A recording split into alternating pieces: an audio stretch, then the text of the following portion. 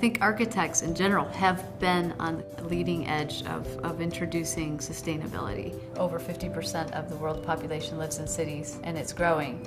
And so a lot of cities around the globe are mega cities, cities over 10 million people. Density is a good thing because that means that the people are concentrated where the infrastructure is, and the pattern of dwelling is more condensed, which avoids sprawl and keeps the places that we don't want to ruin free. Aqua, is 82 stories tall, and it houses over 750 different units of people will be living in that one building on a very small footprint. Buildings are huge consumers of energy, and so reducing the amount of energy use in a building is really, really important, especially in the Midwest, because we are dependent on coal for our energy source.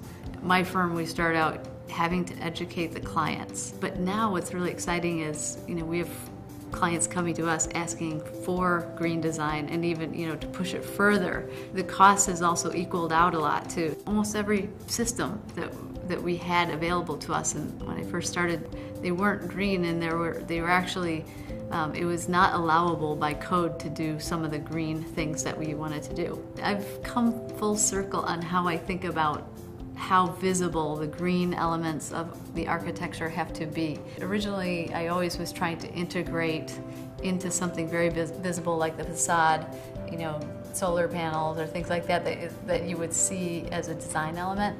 And now, because the technology is changing so quickly and improving so much, I'm much more like, it's a plug-and-play situation where, you should make it very detachable and very easy to upgrade the systems.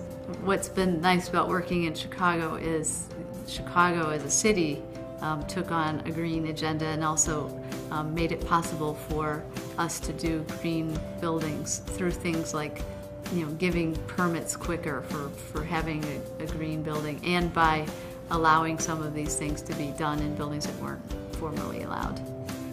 The important thing about legislation is that